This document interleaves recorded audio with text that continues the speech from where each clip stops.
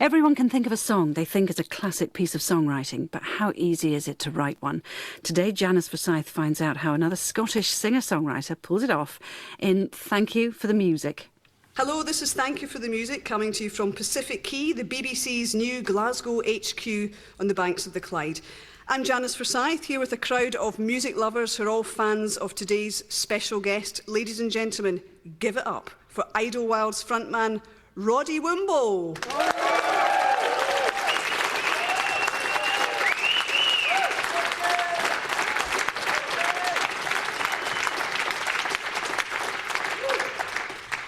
The crowd is hyped up already, Roddy. You're looking bashful. Don't be. Enjoy it. Now, also here, I should say, is Idlewild guitarist Rod Jones and folk musician and producer John Mccusker, who will be accompanying Roddy when he performs a wee bit later in the show. But first, ladies and gentlemen, let's get up to speed with Roddy Woomble and Idlewild, the story so far. When it feels like culture gets too much for me, I go outside, sing and talk to lullabies, sit and talk to lullabies, sit and talk to lullabies. Songs are beautiful lie, songs are beautiful lie, songs are beautiful lie, songs are beautiful. Radio 1 DJ Steve Lamack was so impressed with that song, Self-Healer, that after playing it on air, he asked if anyone who knew anything about this band could contact him. Someone did. That was 10 years ago, and the buzz about this fledgling band, which had formed 2 years earlier, was beginning to grow. By the end of the year, they had a modest record deal, followed by a UK tour, a US debut, and their first album, Hope is Important. It was a busy year. 'Cause when I argue, I see shapes. When I argue, I see shapes. When I argue, and when I see shapes. When I see shapes, I see shapes. When I argue, I see shapes. Idlewild was by now garnering a reputation as Britain's best live band. So, after touring Europe with Placebo and then the Manic Street Preachers, they returned to Edinburgh to take stock and write songs, managing to fit in a performance at the opening of the Scottish Parliament. By 2000, their album 100 Broken Windows entered the UK album charts at number 15, and the following year the USA finally came calling, where they toured coast to coast, finishing with a performance of Little Discouraged on The Late Show with David Letterman. But all I need is a little discouraged. All I need is a little discouraged. All I need is a little discouraged. All I need is a little discouraged. The band had their first UK top 10 hit with You Held the World in Your Arms, and their album, The Remote Part, entered the UK charts at number 3, making 2002 their most successful year by far.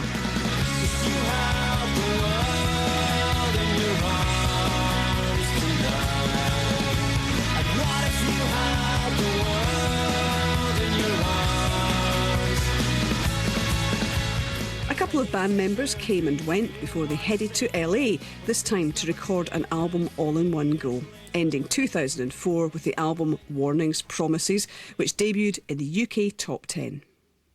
After another stint of worldwide touring, the boys took a well-needed break from the live stage.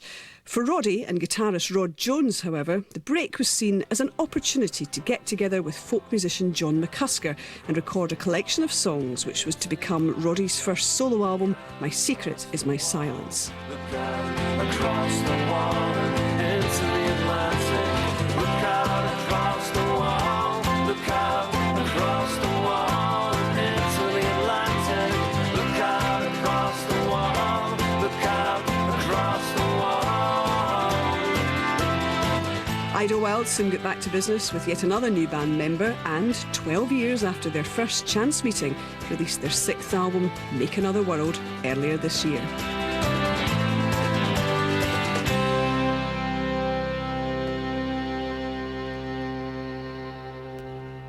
Is it fun, Roddy, to have your life and career flash before you in 3 minutes? Well, not especially, I suppose. It's a bit As long as it's all disconcerting. accurate.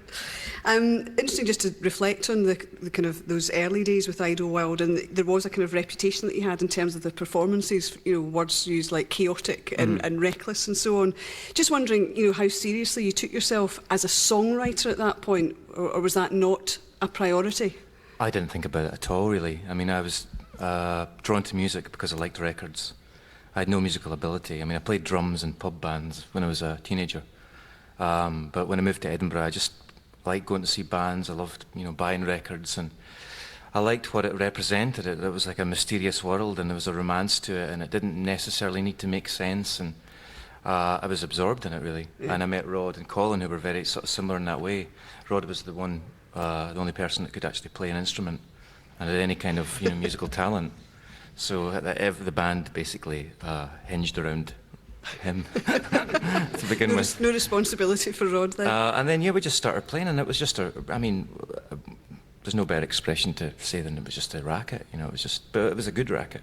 But we're taking the lead from a lot of American groups that we listened to, and I think our early songs, and even some of them ended up on our first sort of record, Captain, were basically rip-offs, like, what's the right expression, homage, but, Which bands are we talking about I'm talking about American groups at the time, like Sonic Youth and Nirvana and Fugazi and Superchunk and all these kind of obscure sort of indie rock things from America. Yeah.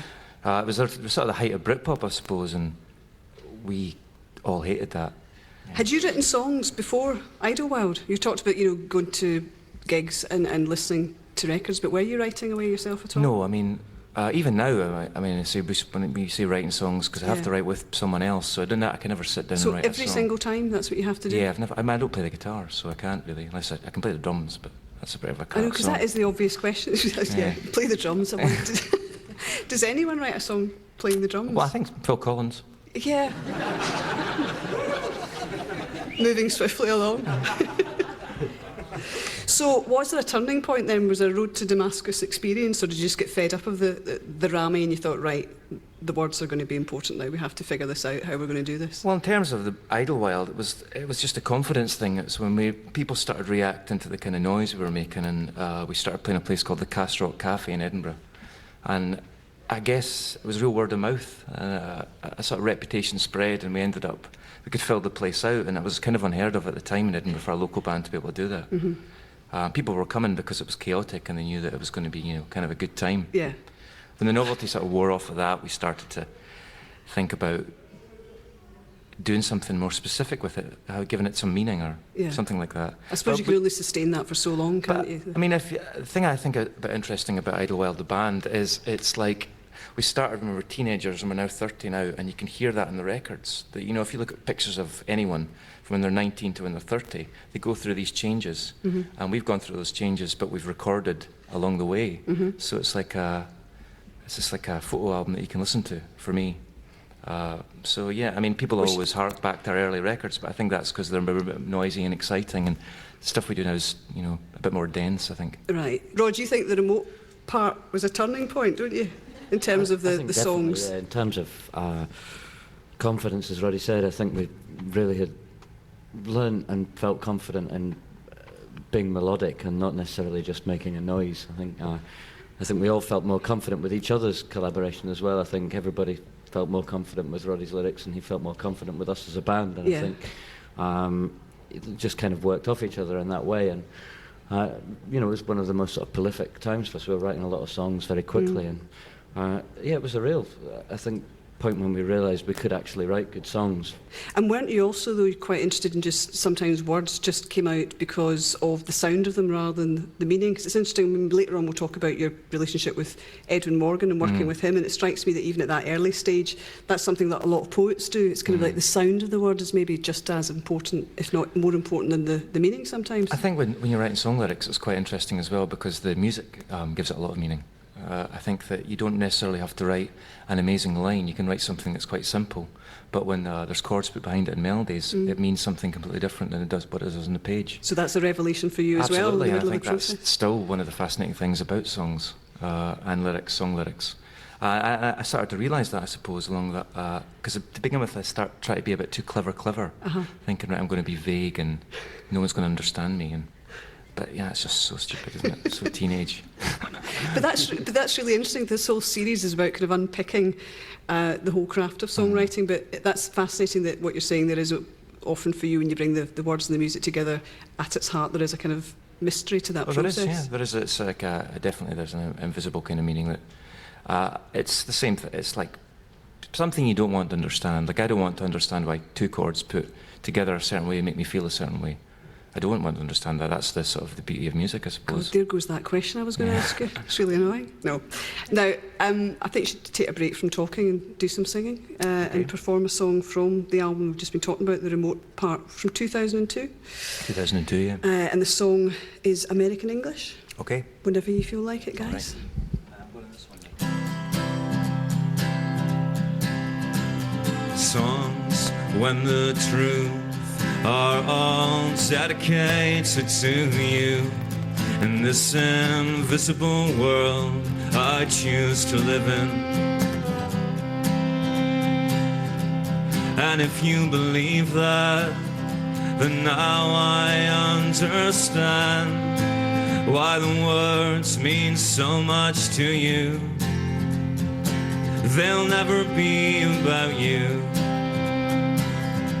So maybe you're young without youth, or maybe you're old without knowing anything's true. I think you're young without youth. Then you contract the American dream. You'll never look up once. Then you contract the American dream. I require you to stop and look up. Sing the song about myself. Keep singing a song about myself, not some invisible. Whoa. I'm constantly searching to find something new. But what will you find when you think that nothing's true? You know that maybe it's that nothing is new. So you let me hear songs that were written all about you. The good songs were written for you.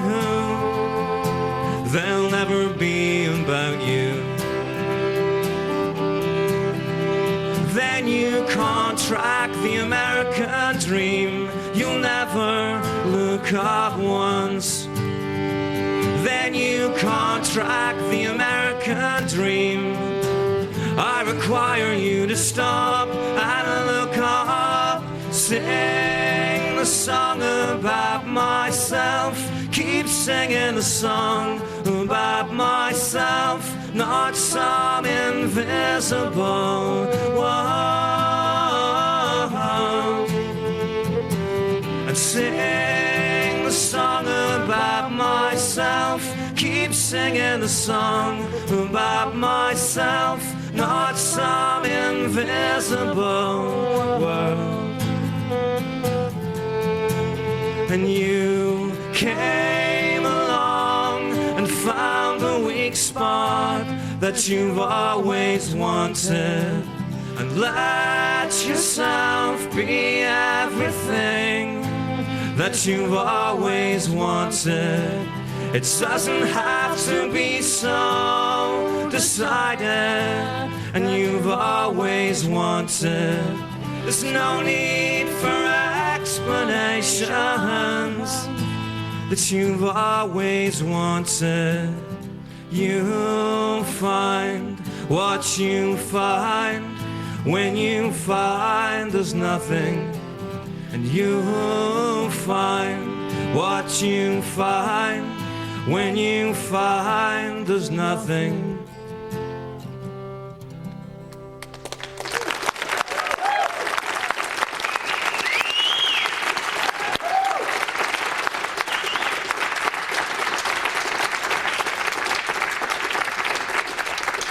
This is Thank You for the Music from Pacific Key, BBC's HQ in Glasgow, and that was American English from the album The Remote Part, sung by Roddy Woomble with Rod Jones and John Mccusker there. You talked a wee bit there about the mystery at the heart of songwriting, but as we've established, Rod Jones here, a long-time collaborator. Mm-hmm. Is there any kind of system to the way you work? I mean, we've talked to other songwriters here who have wee notebooks, they're constantly writing and so on. What about you and Rod? Well, something I've always done is I carry a notepad with me generally, even if I'm, walking up a hill or sitting in the pub or anything, and I jot things down, ideas, conversational pieces that I hear, over here, things like that. I constantly have that, and when we come to write songs, what generally happens is Rod or John will have a melody or a chord progression, and I'll hum something along with it and try and fit some of these, ideas I've been having. And then nowadays we can record things quite quickly on laptops and stuff, but it used to have like a 4-track, and I'd take a tape home and work on it. There would always be a line that would stick to the melody, and would base the song around that generally. Sometimes we have something like American English or You Held the World in Your Arms, which is a really nice refrain. It comes a lot easier. Sometimes, a lot of the solo album, I really worked on it a lot. Like I sat down with, a notepad and at a desk for, a couple of hours at least. Like a proper job? Yeah, like, working at a story and, having a sort of an outline of where the song was going to go.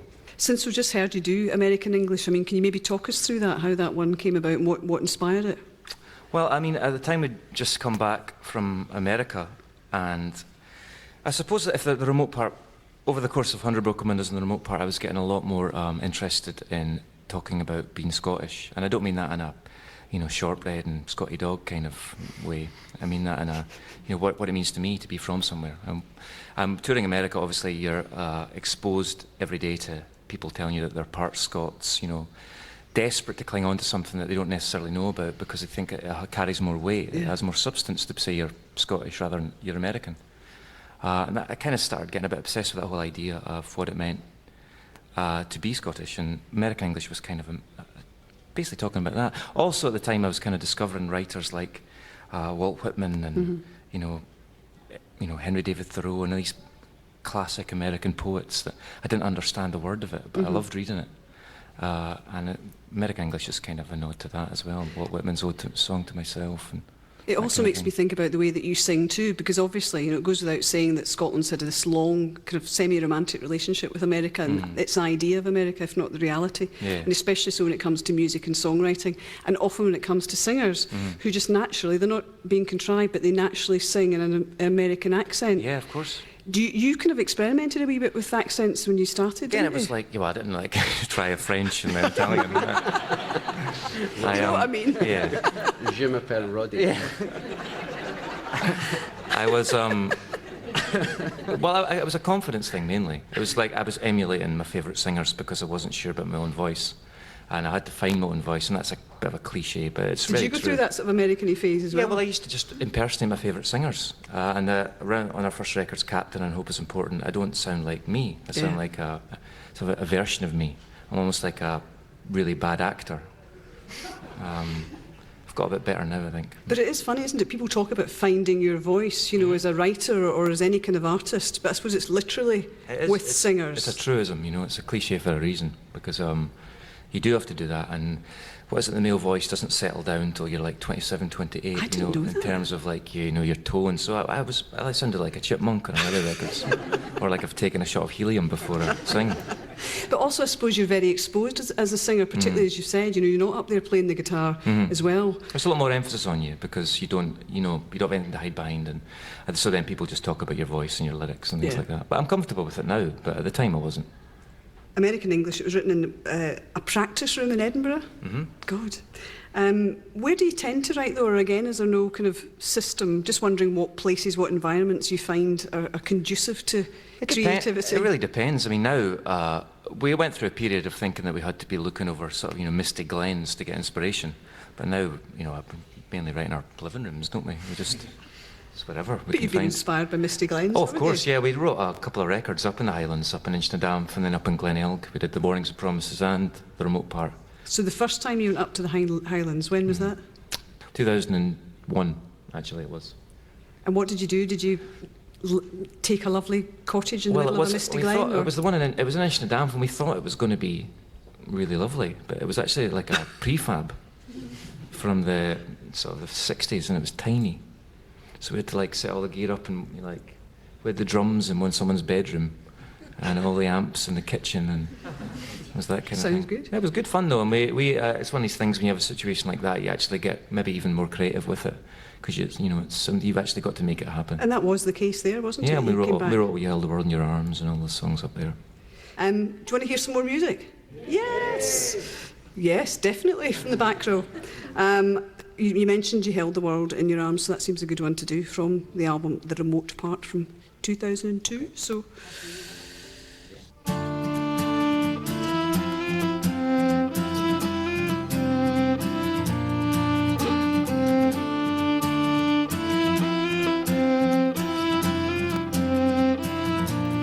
Every face, even the one you saw yesterday, it looks different today, 'cause everything's changed since yesterday. In every possible way, things seem different today, and it's not like yesterday. Is consideration more like an exception of consideration? And you held the world in your arms tonight. And what if you held the world in your arms? When you're secure, do you feel much safer? When days never change and it's 3 years later, it's like your life, it hasn't changed and it's 3 years late. How does it feel to be 3 years late and watching your youth drift away? And what seems different today. And what seems different today. Is consideration more like an exception of consideration? And you held the world in your arms tonight. And what if you held the world in your arms? And you held the world in your arms tonight. And what if you held the world in your arms?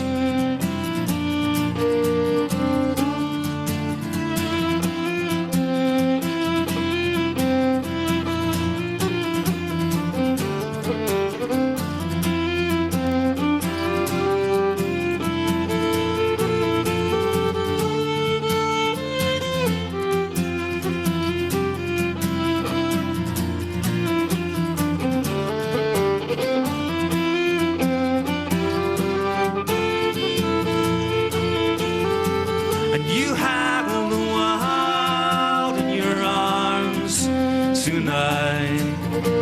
And what if you held the world in your arms? And you held the world in your arms tonight.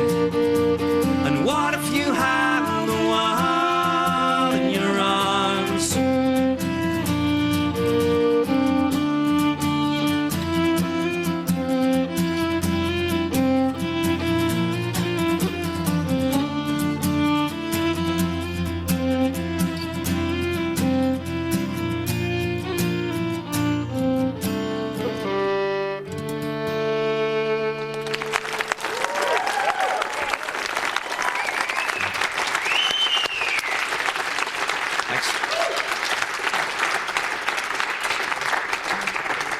That sounded absolutely terrific. No one would ever suspect you hadn't all played together in a wee while. Beautiful accompaniment there to Roddy Woomble singing there from John Mccusker and Rod Jones. That was You Held the World in Your Arms. And it's one of those songs, I think, Roddy, that you just hear and you think, that song's been around forever. You know, it just sounds right and quite anthemic and a great title. Where did that come from? Well, I just came up with it one day.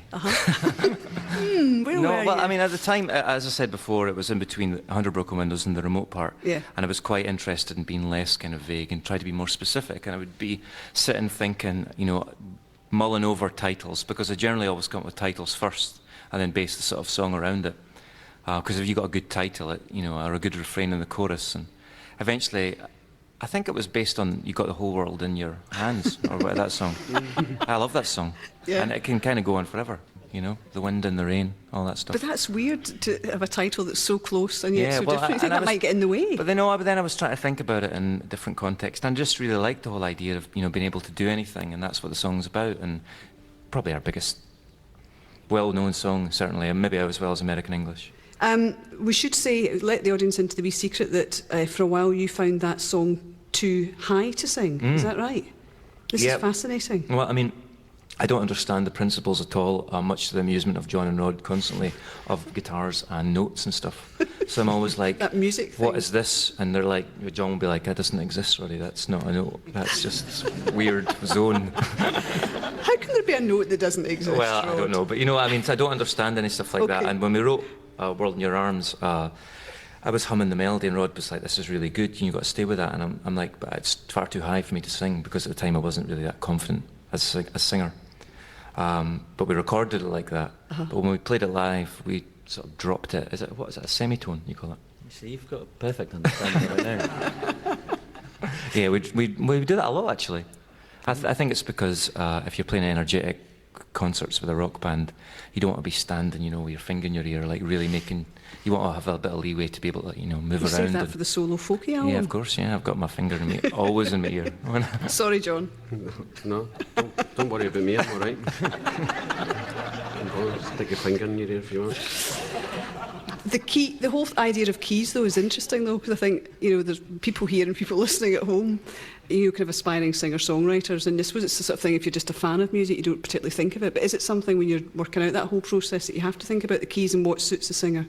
I think it just becomes sort of habit after a while. Like I said before, with sort of second nature between the two of us now, that there are certain keys that work better than others, and I think through trial and error, which is, to be honest, the way that we would write songs for the first few records anyway, and there's still an element of trial and error now, you sort of come up with a sort of a basis that obviously works best for Roddy's voice, and just, I guess through habit, you sort of stick to it. You try to break that habit every now and again to sound different and find yourself coming back to it. Yeah. Always. And you're mad keen on harmonies, aren't you? I do like them. I'm a bit over-obsessed with them sometimes. When they leave me on my own to do them, I come back and it sounds like I've got a bunch of choir boys on to sing. I think there is this thing where some singers sing in funny keys, and I think Roddy's got that thing sometimes where sometimes his voice is very suited in things like C sharp and G sharp, which is quite frankly murder on the fiddle. So there's a thing if you just try and work it out, move it up a semitone or down, or the other alternative is just tell them that you've moved it and then don't bother. Right. Which we would never do, but I've heard that some bands have actually done that in the past, which I think is outrageous. I quite often find anyway that it's quite good to work with people, and they push me to do different things like that. Yeah. Otherwise, just to be doing this, I'd have the same monotone in every single record. Sure. So Now, we've heard American English, You Held the World in your arms, and you cover a lot of subjects, but listening, as I've been doing, kind of listening to albums back to back, and the new album, there does seem to be this kind of theme that comes up every now and then of identity. Mm-hmm. Is that something that you're aware of? Well, yeah, I mean, we've always dealt with that in songs generally, loosely speaking, though. It's not like, they're big manifestos about identity. They're like lines here or there that, might strike a chord with someone that thinks the same thing. And one person that I really think talks about that a lot in his writing is Edwin Morgan. Yeah. And that was why the time of the remote part I wrote him a letter. Basically, not a fan letter, not like, love you, can you sign my book?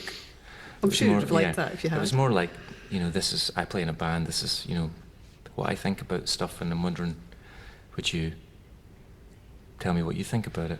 And he wrote back straight away saying, why do you not come round and have a chat? And we did, and he ended up writing a poem called Scottish Fiction for the album. And we tried out a different number of ways, and then it ends that record, and it's almost become a bit of a sort of soundtrack for our gigs. We always play it at the very end of concerts. Yeah. You mentioned Edwin Morgan. We're going to talk about Ballads of the Book, a project which you got underway, and again it saw you working again with Edwin Morgan.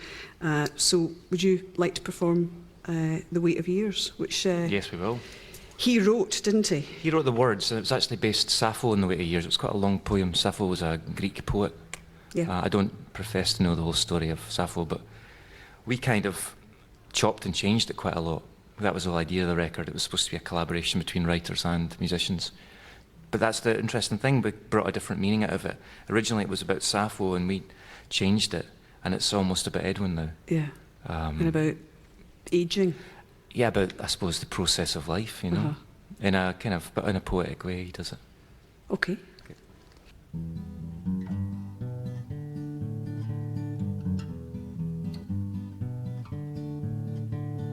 Girls, be good to these spirits of music and poetry, and lift the lyre so clear and sweet they need with you. And as for me, this body, which is now so arthritic, I cannot play, can hardly even hold the instrument. And oh, the soul grows heavy with the body. And oh, the soul grows heavy without the body. Some gloomy poems came from these thoughts, and useless we are all born to lose life like we lose our youth. And oh, the soul grows heavy with the body. And oh, the soul grows heavy without the body.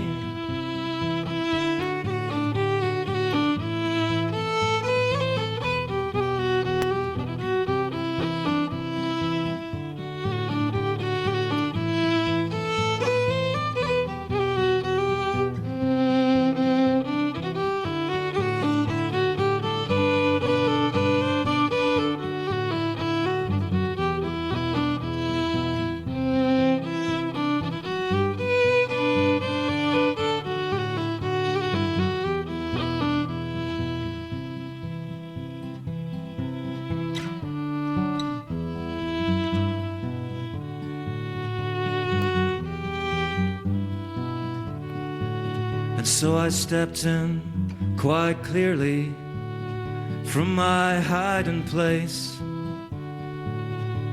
to then suspect that she would grow old and grey, and she despaired in her immortal way and said, oh, the soul grows heavy with the body. And oh, the soul grows heavy without the body. And oh, the soul grows heavy with the body.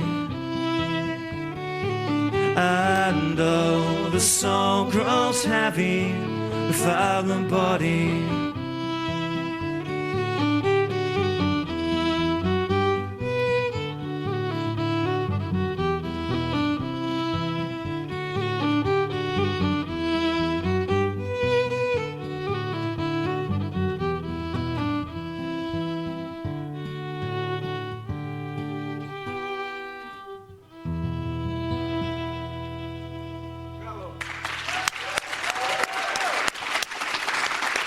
Thanks.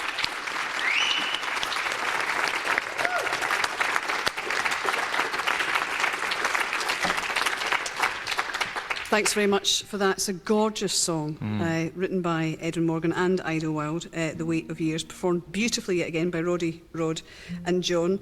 Just tell us a wee bit more then about Ballads of the Book. It seems again like one of those projects that once it's happened, you think that was a really obvious idea, bring together Scottish musicians and Scottish writers. But was the genesis of the idea, the germ of the idea from that original friendship and collaboration with Edwin Morgan? It was Edwin had sent us some more lyrics because he was keen to, do some more stuff with us and have some of his, poems or words, song words put to music. So we did Rod and I just sat in my flat one afternoon and came up with some tunes for some of his words and sent them to him on a CD, and he really liked them. And it kind of built on from that. I got in touch with a couple of friends of mine, Corinne Polwart, the folk singer, and gave her some lyrics of Edmund's, and she came up with some songs. And then I started thinking, well, if it works with Edmund's lyrics, there's a good chance it's going to work with other people. And that's when I started getting addresses and emailing people, and within 6 months we had kind of like 20 artists and 20 writers that wanted to be involved. Because I'm trying to remember who do we have A.L. Kennedy, who was performing hers? Sons and Daughters Yeah, perform. that was brilliant. Yeah. And there's Norman Blake from Teenage Fan Club, and Kareen, and a lot of new bands too. Ian Rankin's on it, yeah. It's really, I think it's a really interesting record, and it's something that everyone involved in it is so proud of, I think. Now, the last couple of years, I suppose, have seen a kind of shift with Ballads of the Book and also the solo album, My Secret Is My Silence, which came out last year. So what prompted the solo album and the kind of more folky feel, I suppose, that it has? Well, I mean, I've been listening to sort of folk records and country records for years. I tried to put bits of that into Idlewild, and it worked, I think. Some people don't, but I disagree with them. But I felt like, I think both Rod and I felt like, principally we're known as a rock band, so people like the sort of high energy and the riffs and that kind of... I'm not saying that kind of thought or feeling behind it, but that's what we're kind of known as. And I think, well, let's not write songs like that, and let's not have the burden of putting it under the name Idlewild. Let's do something fresh. And basically Rod and I worked, and we had got about 5 or 6 tunes together, and I'd known John for a few years, and we'd become pals, and we'd been talking about doing something together. And so we just started writing songs, really. And again, it was one of these things, like, they just worked straight away, like John's tunes and my words, and suddenly we had, like, in the space of an afternoon, with a couple of songs. Yeah. And we put them all together, and it was basically an album, because it was about 12 songs. So I had a real freshness to it, and it wasn't like we sat down and said, right, now it's time for a solo album. It felt like, how are we going to get these out on a CD? And we didn't want to think of a new band name. We tried, but the only one we came up with was Beard Oil, which wasn't very good. So I decided to put under my own name. How was the songwriting process for you, John?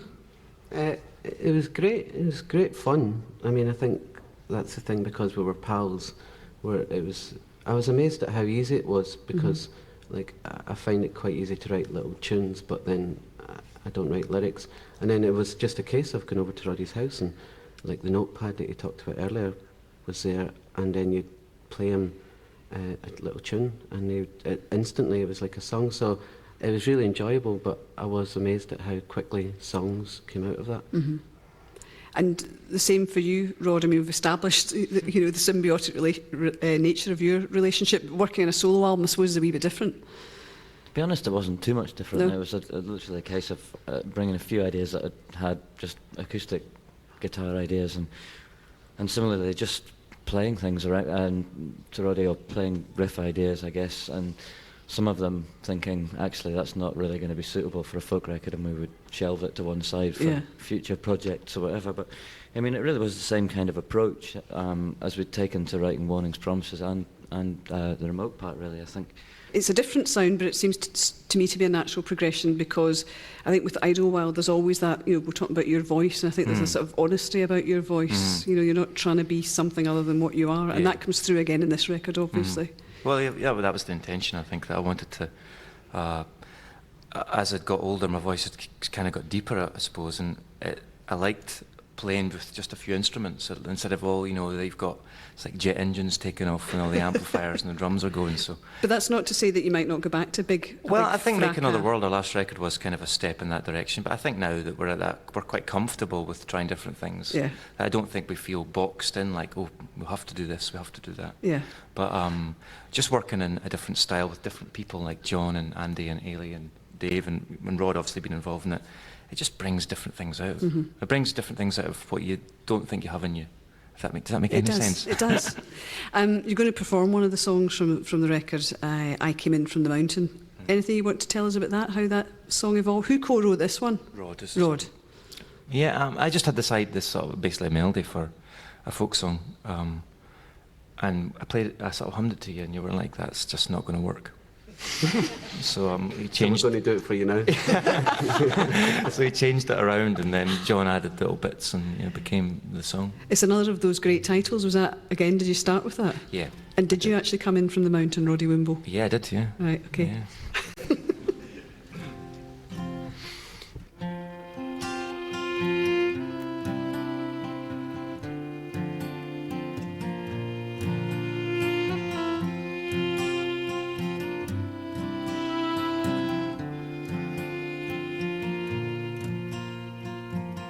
My dreams would change over centuries if I had 1,000 lives to choose from.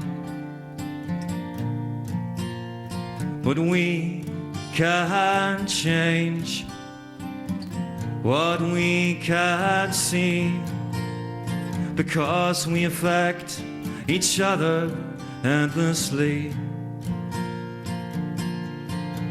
And I see between your eyes lines of language to be taken alone.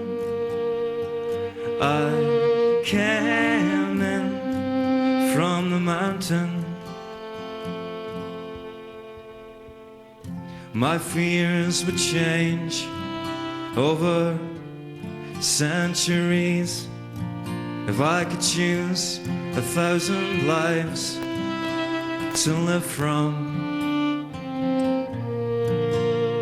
But we can't change what we can't see, because we affect each other endlessly. And I see between your eyes lines of language to be taken alone. I came in from the mountain.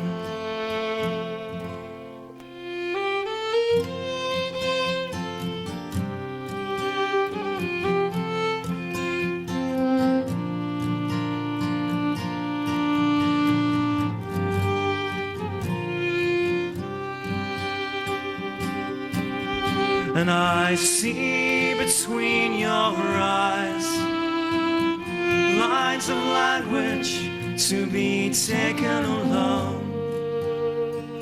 I came in from the mountain.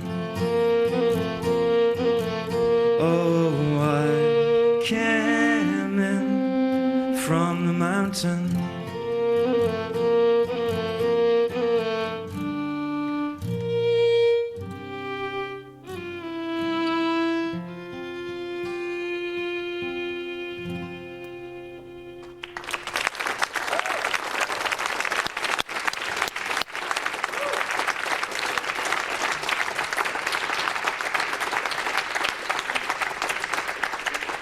Just another gorgeous song. Thank you very much. Beautifully performed, Roddy Woomble. Rod and John, thank you very much. See, I think people are going to hear John playing the violin. Kids all over the country like, please, Mum, can I take violin lessons? You make it seem so easy. I'm not sure that's going to happen. In my fantasy world. Yes. Now, I'm sure our audience would like to ask Roddy a question. We've got a man with a huge microphone who's going to come over here any minute now. I have it on good authority that that in amongst your Superchunk and Fugazi records, that growing up you also listened to American Broadway musical theater. And I was just wondering whether, first of all, if it's true, and then if it had any effect narratively or anything, or whether it's just something you've tried to keep from Rod and the rest of the band.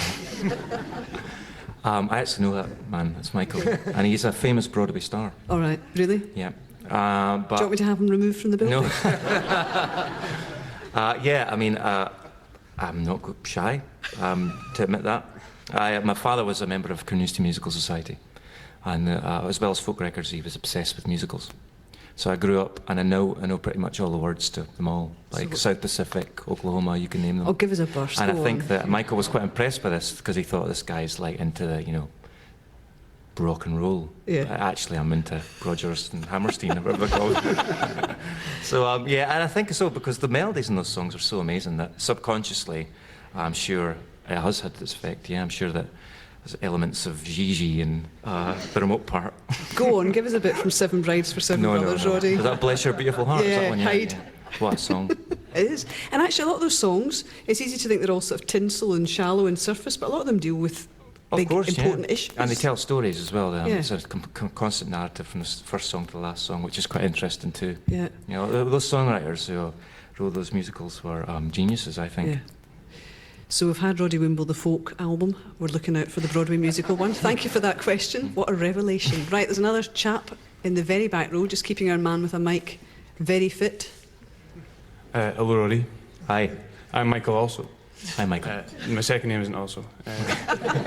This is a kind of joint question because my friend Scott's too scared to ask you one.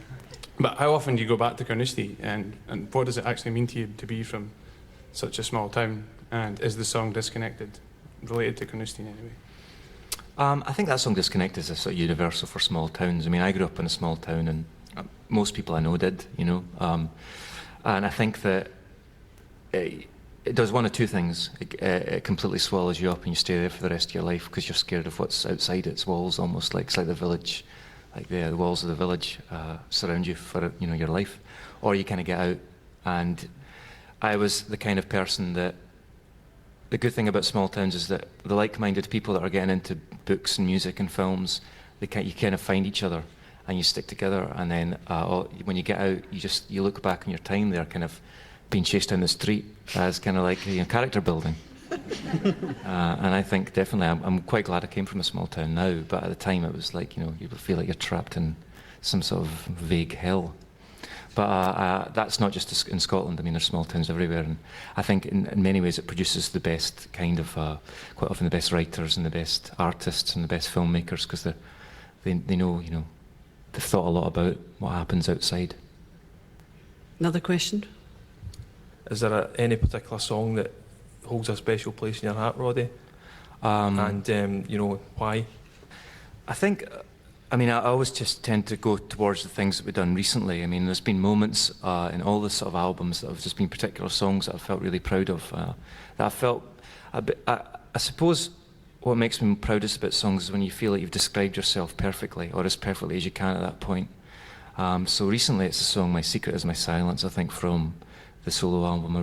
Every time I hear that, I have a real problem listening to myself all the time. I don't put on our own records. When we're doing them, I listen to them a lot, but that's one song, and I can put on, and I can take a step back out of it almost and hear a description of someone really well, and I like that. So I suppose that's one song that I'm proud of. Yeah. Now, since this is a series about the art of songwriting, as I say, there'll be folk listening at home who maybe would like to get into it themselves. Any word of advice? No, because I think that advice in those kind of such circumstances is kind of irrelevant, because you have to make your own mistakes. So maybe that's advice, actually. I think you'll only ever find what you want to say by making mistakes first. It's certainly true with myself and Rod and the way we work together. I can't speak for John, but I can imagine it's probably true. Yeah. I think it's you've got to do things that you're embarrassed about to know, the right path. OK, well, Roddy, you mentioned My Secret Is My Silence. Ladies and gentlemen, would you like to hear that song as our closing number? Yes! Great. It's the title track, of course, from the solo album. Before we hear it, though, ladies and gentlemen, please join me in thanking big time Rod Jones on guitar, John Mccusker on fiddle, and our very special guest, Roddy Woomble.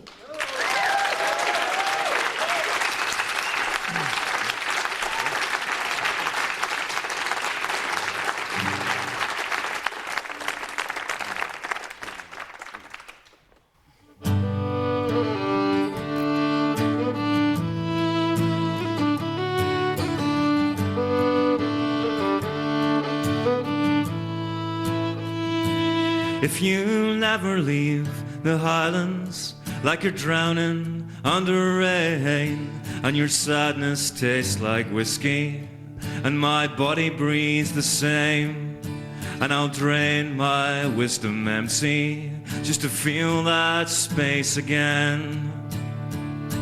But you know nothing is as silent, and my secret is my silence, and my secret is my silence, and my silence is in vain. I'm sick of living in these buildings that were built in blood and rain, but from the warm side of the window the views always look the same. But your face, it held the stories full of dreams it can contain. But you know nothing is as silent, and my secret is my silence, and my secret is my silence, and my silence is in vain. You know nothing is as silent, and my secret is my silence, and my secret is my silence, and my silence is in vain. Oh, oh, oh, oh, oh, oh,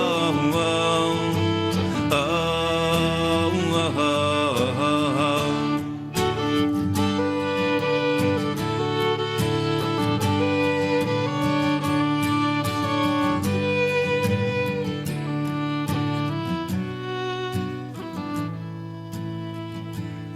And you held on to a country from the kale yard to the grave, and you spoke in quickly written verses hidden in your Gaelic name, to approach land without a harbour and find your way home. And you approach land without a harbour and find your way home. You approach land without a harbour and find your way home. And you approach land without a harbour and find your way home. And you approach land without a harbour and find your way home. And you approach land without a harbour and find your way home by nicotine flame.